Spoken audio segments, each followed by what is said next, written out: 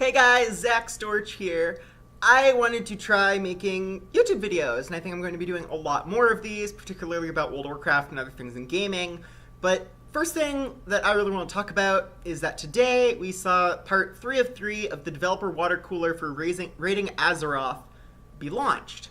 There's a lot of stuff that we already knew, by and large, with one crucial new piece of information.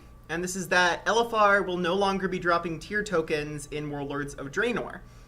Now, at first glance, I'm been a pretty hardcore gamer and raider myself. I'm not opposed to this on a philosophical kind of level of saying, oh, we have to be giving everyone the gear. I'm not saying that.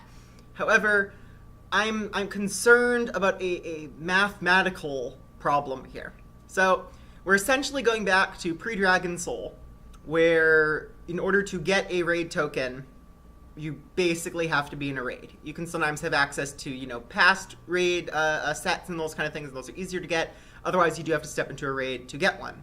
In this case, we'll have to at least step into a flex raid to get a tier token, which is completely reasonable, except that currently, the way that Blizzard likes to balance classes is for how they perform with set bonuses.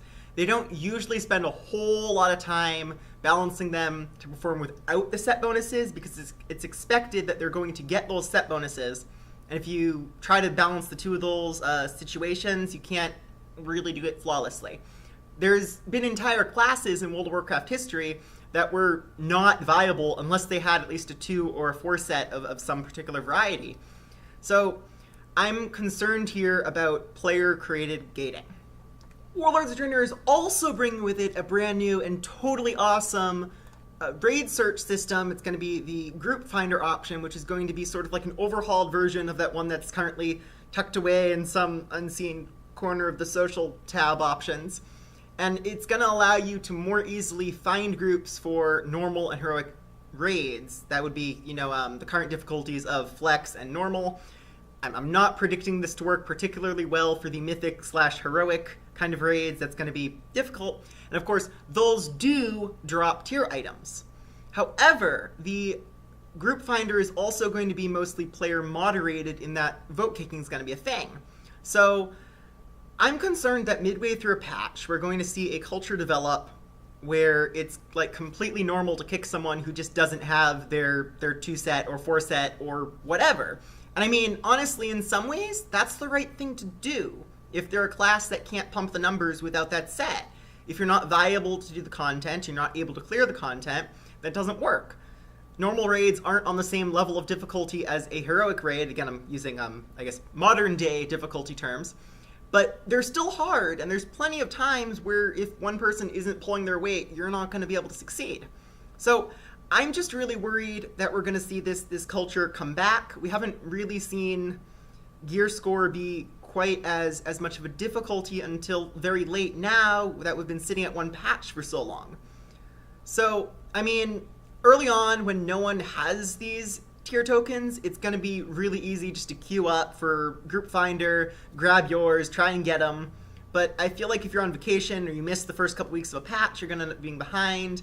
And these are all the exact same problems, which is why I find it so ironic that Blizzard talked about in parts 1 and 2 of their raiding Azeroth developer water cooler, talking about how it's hard to climb the progression ladder, how they had to, previously you'd be stuck doing Molten Core and trying to move up through the ranks.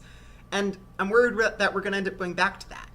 And I know there's people that agree that this model makes sense, because, in some ways it does. You should have to go and kill the things that come before killing the really big, scary boss monster that's been threatening the entire planet. I mean, that seems cool. That's progression, that's being a hero, that's saving the world. That feels awesome.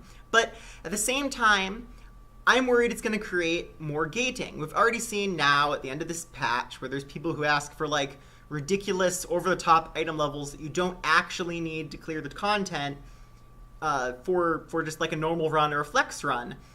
And these are people who have obviously been playing much longer, and we see new players unable to get into the game. Or we see returning players unable to return to raiding. So I'm not saying that we have a problem because progression shouldn't be a thing. It obviously should be a thing. But if we go back to how it was in the before LFR, we're going to see a lot of people complaining more than ever, I feel like.